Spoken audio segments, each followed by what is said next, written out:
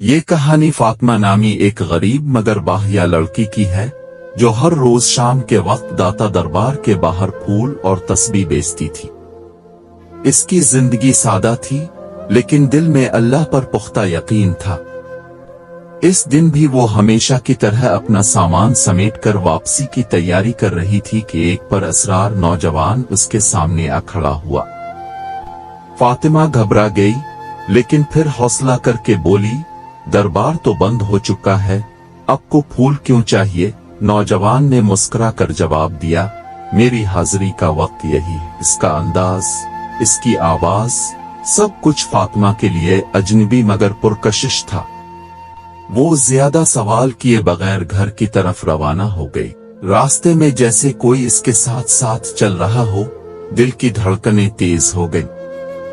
तभी एक गहरी आवाज आई, अपना हिजाब दुरुस्त करो। वो खौफजदा हो गई, जल्दी से हिजाब संभाला और भागती हुई घर पहुंची। इसी रात इसे एक डरावना ख्वाब आया, एक धुंधला चेहरा, सुर्ख आंखें और वही आवाज, अब तुम्हारा हिजाब सर से न आतरी। अगले दिन दरबार पर हालात अजीब थे।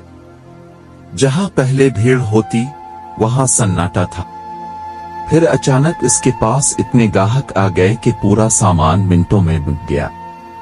तभी वही नौजवान दोबारा आया और कहा, देखो शायद मेरे लिए कुछ बच गया हो।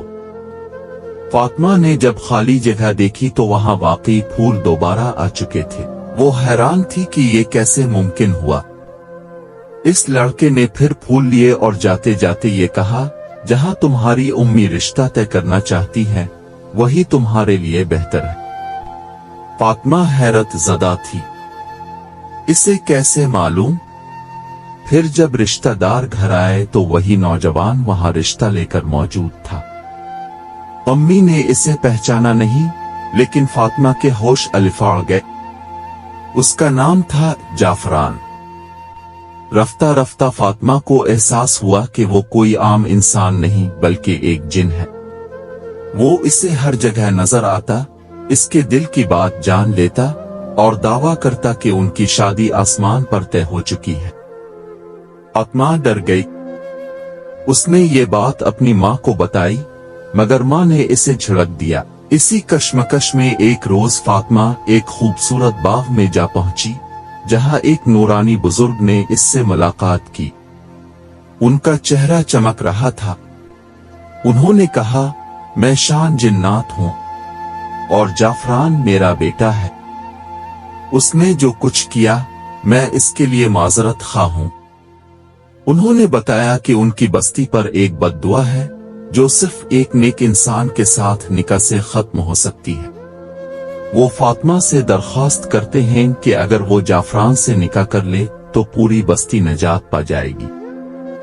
फातिमा की आंखों में आंसू आ जाते हैं और वो कह देती है, मैं तुम्हारी मदद करने को तैयार हूं। इसके बाद जब उसकी आंख खुली तो बाग गायब हो चुका था। वहां सिर्फ कचरा था, जैसे वो किसी और दुनिया में थी। वो फौरन घर पहुंची और सारी बात अपनी माँ को बता दी। माँ घबरा गई। फातिमा ने कहा, उम्मी हमें किसी आलम के पास जाना चाहिए। फिर वो एक करीबी मस्जिद के इमाम साहिब के पास गए। इमाम साहिब ने सब कुछ सुनकर गहरे गौर के बाद इसे सूरज जिन का वर्द और सूरा रहमान की तिलावत का अमल बताया। फातिमा ने 7 दिन तक तहज्जुद के वक्त ये वजीफा किया। हर रात उसे डर लगता लेकिन इसने हौसला न हारा। 7वें दिन इसे महसूस हुआ जैसे इसके कांधों से एक भारी बोझ हट गया हो। एक अजीब सुकून उसके दिल में आतर आया। फिर वो इमाम साहिब के पास दोबारा गई तो उन्होंने कहा, तुम्हारा इम्तिहान खत्म नहीं हुआ, बस आगाज हुआ है। अब सूरा रहमान दिल से पढ़ो, इंशाअल्लाह रास्ता खुल जाएगा।